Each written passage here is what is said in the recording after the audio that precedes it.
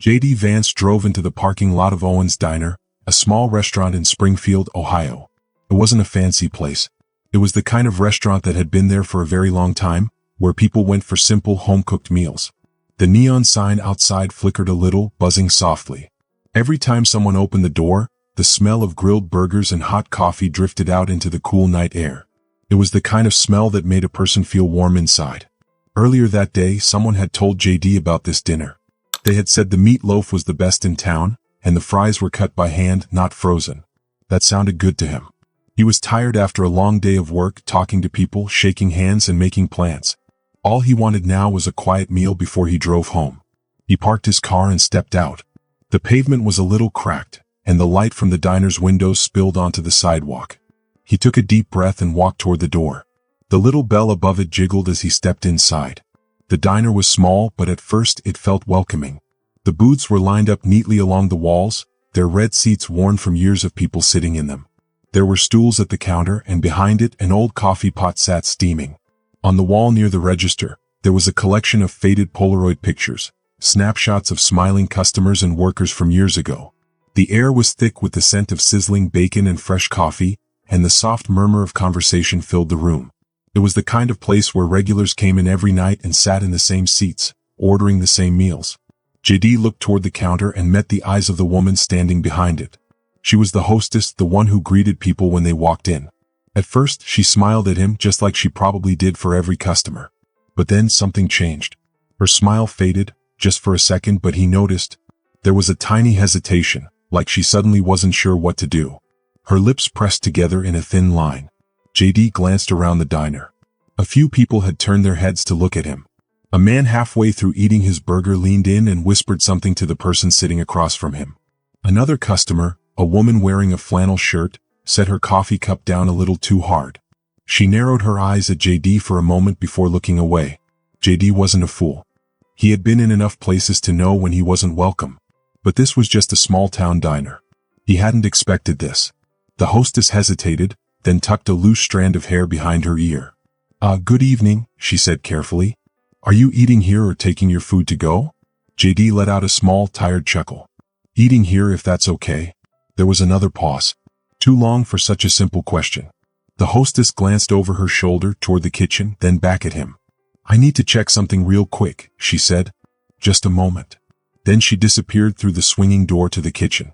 JD was left standing there. He could feel more eyes on him now. A man at the counter shifted in his seat. Someone muttered something under their breath. Something wasn't right. Behind the kitchen doors, muffled voices rose and fell. JD couldn't make out what they were saying, but he could tell they were talking about him. He exhaled slowly and rolled his shoulders. He wasn't going to cause a scene.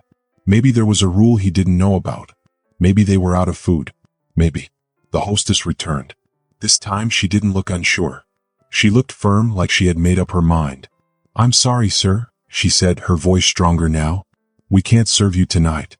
JD blinked. The way she said it, the way the whole room seemed to tighten around her words, made it clear. This wasn't about business. This wasn't about the diner running out of food. This was personal. For a brief moment, JD didn't say anything. The words just hung in the air, heavy and unmoving. The diner had gone quiet, not silent, but quiet enough. In the back, the grill still sizzled. Somewhere, a fork scraped against a plate. But the soft hum of conversation had faded. People were watching. JD studied the hostess's face. She wasn't angry, just firm, like she had already decided what to do. Or maybe, someone else had decided for her. His eyes flicked past her toward the kitchen. Two cooks stood just behind the counter, half hidden behind a heat lamp. Their expressions were hard to read. They weren't saying anything, just watching. JD cleared his throat. "Did I do something wrong?" The hostess didn't fidget this time. "It's just, we'd rather not serve you tonight." No reason. No explanation. Just that. JD placed his hands on his hips and let out a slow breath through his nose. He had been in plenty of difficult situations, tough interviews, heated debates, but being told he couldn't eat in a small-town diner? That was something different. A cough broke the silence. JD turned slightly and saw an older man sitting near the counter. The man looked like he had been coming to this diner for years. His blue work jacket was worn at the cuffs, and his hands looked rough, like he had spent his life working hard. The man shook his head, more to himself than anyone else, and stabbed at his eggs with his fork. A few booths over, a woman shifted in her seat. Across from her, a younger man leaned back with his arms crossed, a smirk on his face. He looked like he was enjoying the moment. JD took it all in.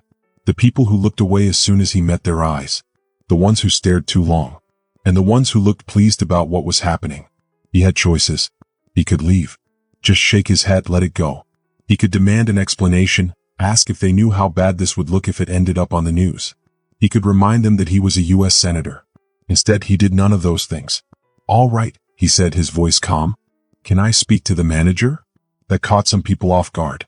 The hostess hesitated again. She glanced toward the kitchen as if asking for permission. The older man at the counter muttered something under his breath. Someone near the window let out a short laugh, like they couldn't believe he was actually going through with this. "JD. I just stood there waiting." The hostess disappeared again. The diner was silent now.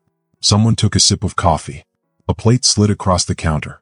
Then the door swung open. A man in his early 50s stepped out. He was broad-shouldered, with strong arms crossed over a grease-stained apron. His name tag read Leo. Leo didn't ask JD what he wanted. He just looked him over and said, "I hear you have a question." But the way he said it didn't sound friendly. It didn't even sound polite. Sounded like a challenge. JD met Leo's eyes. He wasn't here to argue. He wasn't here to throw his weight around. But he wasn't going to leave without understanding why. "Yeah," JD said. "I'd like to know why you won't serve me." Leo let out a sharp breath, like he had expected the question but still didn't want to answer. He wiped his hands on his apron. He glanced around at the customers. Some people pretended not to listen. Others watched closely. "Look," Leo said, shifting his weight. "This ain't personal." JD raised an eyebrow. "Seems pretty personal." Leo's jaw tightened. He sighed. "People around here have their opinions about you," he said. "About what you stand for. I got a business to run. I don't want trouble." JD nodded slowly. "And me sitting down for a meal is trouble?" Leo didn't answer right away. Across the diner, the younger man with the crossed arms smirked, still watching. JD had seen this kind of thing before. Not exactly the same, but close enough. It wasn't just about one decision, it was about what it meant. About how people would see it. About how it would make him look. About how others would react.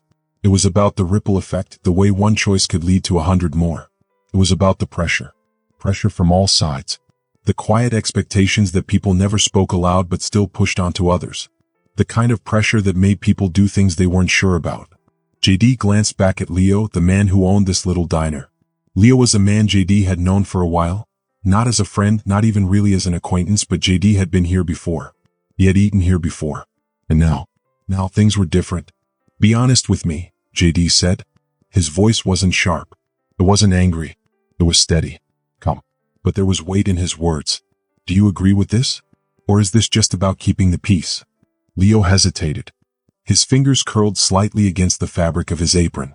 It was small, barely noticeable, but JD saw it. And for the first time, JD caught something in Leo's expression. Something that looked almost like discomfort. Like maybe Leo wasn't as sure about this as he wanted to seem. But before Leo could answer, a voice cut through the tension.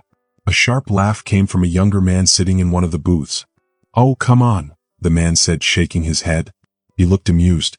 "It's not that deep. You're just not welcome here. Simple as that." JD turned toward him, studying him for a moment. The guy looked like the type who enjoyed a good fight. Someone who had been waiting for an excuse to say something, to start trouble, to pick a side and push it. But JD didn't take the bait. He didn't snap back. He just looked at Leo again. "I've got no problem leaving," JD said. His voice was still calm, still even. "If that's really what you want." The words sat there, hanging in the air, giving Leo a moment. A moment to breathe. A moment to think. A moment to reconsider. To push back against whatever pressure had led him here, to this moment, to this decision. Leo's gaze flicked toward the kitchen, then back to JD. He let out a breath and then he said, "I just don't want things to get ugly." JD nodded. "Neither do I." For a long moment, neither of them spoke. JD could have left. He could have shaken his head, walked out the door and never looked back. He could have made a phone call. He could have turned this into a headline. Let the internet do what it does best. He could have let people talk, let them argue, let them pick sides. But instead, he did something no one expected. He pulled out a chair. He sat down. And then he said, "Then let's talk." The room tensed. JD didn't slam the chair down. He didn't puff up his chest. He didn't raise his voice. He simply sat, resting his hands on the table like he had all the time in the world. The diner wasn't used to this. Confrontations usually ended quickly, with someone storming out or shutting down. But this wasn't that. Leo looked at JD for a long moment, then let out a slow exhale. Talk, he repeated like the word itself didn't belong here. JD shrugged. You don't want me here. I get that. What I don't get is why. So let's talk about it. A low chuckle came from the younger guy in the booth. Man, this guy's got nerve. JD ignored him. Leo pulled out the chair across from JD but didn't sit down. Instead, he leaned on it, arms resting against the back. His apron was still dusted with flour, the kind that had probably been there since the morning shift. I run a business, Leo said finally. I don't pick fights. I don't want headlines. But I got a community to think about. JD nodded. All right. So tell me, what does this community think about me? Leo looked over his shoulder like he was waiting for someone else to answer that question. The waitress by the counter shifted uncomfortably. The man in the work jacket kept his eyes down, but his fork hadn't moved in a while. Then Leo looked back. People here don't like politicians. Don't trust them. And some of the things you've said, some of the things you've stood for, it doesn't sit right with folks. JD leaned back slightly. Fair enough. But you don't know me, do you? Leo hesitated. Not personally, no. Then tell me, JD continued, if I was just some guy walking in here, not someone you've seen on TV, would we even be having this conversation? Silence. JD let the quiet stretch, watching Leo's expression shift just slightly. Not a full change, but something had cracked, even if it was small. But then, from the back of the room, the younger guy scoffed. This isn't about TV, man. It's about people knowing who you really are. JD turned toward him. And who am I? The guy grinned, finally getting the attention he wanted. You're the guy who acts like he understands regular people, but you play politics like everyone else. JD nodded slowly, considering that. All right, he said. Then tell me, what do you think I should have done differently? The guy blinked. That wasn't the response he was expecting. You want me gone? JD continued. Fine. But you've got the floor. Say what you need to say. The diner was dead silent now. Even the kitchen had gone still. No plates clinking, no orders being called out. Leo sighed, rubbing the back of his neck. This ain't what I expected tonight. JD cracked a small, tired smile. Me neither. But for the first time, the tension wasn't just about division. It was about something else. Something closer to understanding. The diner wasn't just quiet now. I watched it. Even those who had pretended not to care were listening, sneaking glances over their plates. JD sat there patient. The younger guy still leaning back in his booth looked like he wanted to say something, but for the first time hesitation crossed his face. Maybe because he realized JD wasn't arguing. He wasn't defending himself. He was just waiting. Leo, still gripping the chair in front of him, finally let out a breath. You want to know what people think? He shook his head. They think you're full of it. JD didn't react. Just tilted his head slightly, like he was considering the words. They think you talk about working class folks but you still play the game. That you make promises like every other guy in a suit. But when it comes down to it, nothing changes. Leo exhaled through his nose. And they don't forget. JD nodded slowly. I get that. The younger guy let out a scoff. That's all you're gonna say? JD turned toward him. What else do you want me to say? Pause. Then from the counter, the old man in the work jacket muttered, Damn shame when a man can't even get a burger. The tension cracked just slightly. A few people smirked. Even Leo let out a small chuckle, shaking his head. JD turned back to Leo. So what now? Leo let out a big breath and ran his hand over his face. He looked toward the kitchen where the cooks were still watching. Then he looked back at JD. I'll tell you what, Leo finally said. You sit here and finish this talk. And if, by the end, I don't think you're just another guy saying nice words but not meaning them, maybe, just maybe, I'll have my waitress bring you a menu. JD nodded. A small smile pulled at the corner of his mouth. Sounds like a deal. For the first time that night, the room didn't feel like it was split in two. It felt like something else, like a real conversation. The air in the diner changed. Leo's stiff shoulders relaxed a little. The young man in the booth, who had been leaning back like he thought this was all a joke, now sat up straight. Even the quiet customers, the ones just watching, weren't so sure about their first thoughts anymore. JD leaned forward slightly. All right, he said in a calm voice. Let's finish this talk. Leo let out another breath and sat down across from him. He looked tired. Not just from working, but the kind of tiredness that comes from carrying too many worries for too many years. "I'll be honest," Leo said, rubbing his hands together. "I don't know if you're really here to help folks like us, or if you just know how to say the right things." JD nodded. "That's fair." Leo studied him. "People around here don't forget things. They remember every promise made to them. Every handshake. Every time someone said they'd help, then never came back." JD tapped his knuckle on the table, thinking. Then he said, "I don't blame them." Leo let out a small laugh, shaking his head. "That's the problem. Nobody ever does." A moment passed, then the old man sitting at the counter spoke up. "I worked in a factory for 35 years. 35 years, he said, setting his coffee down with a small thud. "I saw my neighbors lose their jobs. I saw whole families leave town because there was nothing left for them. I saw politicians come in, shake our hands, tell us they understood, then drive away and never come back." JD looked at him. "Do you think I'm one of those politicians?" The old man stared at him for a long time. Then he shrugged. "I don't know. But I'll tell you one thing." He pointed a rough, calloused finger at JD. "You're the only one who stuck around to listen." That meant something. The waitress behind the counter, Clara, looked toward Leo.